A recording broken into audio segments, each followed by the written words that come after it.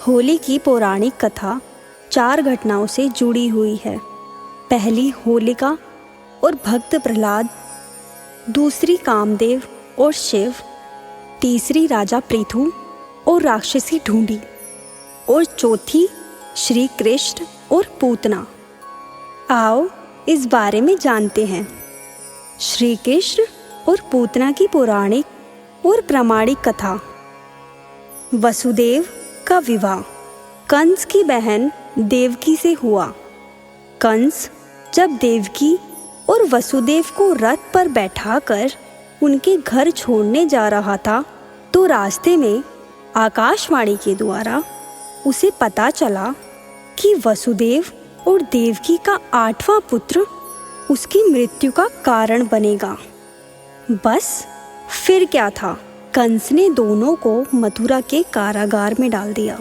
देवकी के 6 पुत्रों को कंस ने मार दिया था, और 7वें पुत्र जो कि शेषनाग के अवतार बलराम थे, उनके अंश को योग माया ने जन्म से पूर्व ही वसुदेव की दूसरी पत्नी रोहिणी के गर्भ में स्थानांतरित कर दिया था।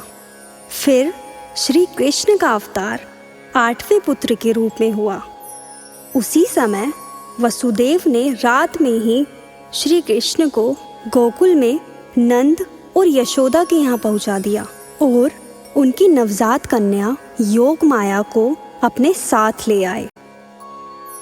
परंतु कंस उस कन्या का वध नहीं कर सका, और फिर से आकाशवाणी हुई कि तुझे मारने वाला तो गोकुल में पहुंच गया है।